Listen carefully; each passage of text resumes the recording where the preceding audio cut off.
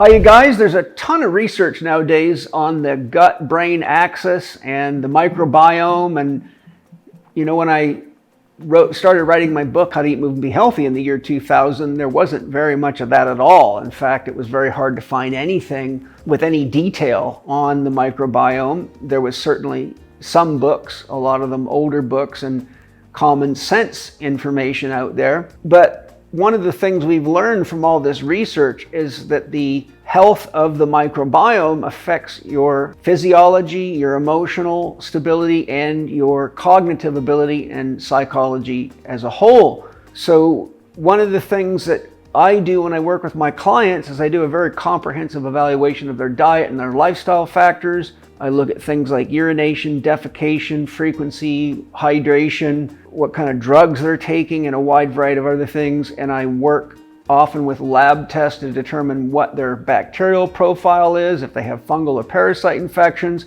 And all these things are very important. And the reason I do that is because the less healthy your microbiome is, generally the less healthy you are physically, emotionally, and mentally, and the more likely you are to have a very hard time accomplishing your dreams, goals, or objectives.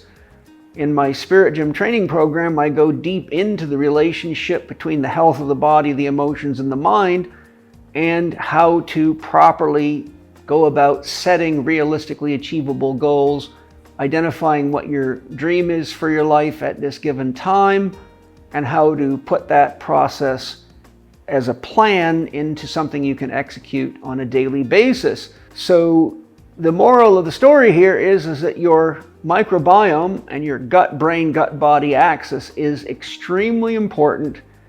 And thank God for RFK's MAGA movement, because it is high time we do that, because the way things are going, we're going to have a couple of generations of people that are so devitalized and unhealthy that they can't do anything meaningful in the world, including work. So we want to be proactive about these things and know that when we're doing the things that are necessary to take care of ourselves, it turns out we have to spend money with the farmers and with herbalists and people that really do make the world a better place and do manage the soils properly, because they're very aware of this gut-brain, gut-body connection and want to support us all and the planet. So thanks for joining me. I hope that information is useful to you.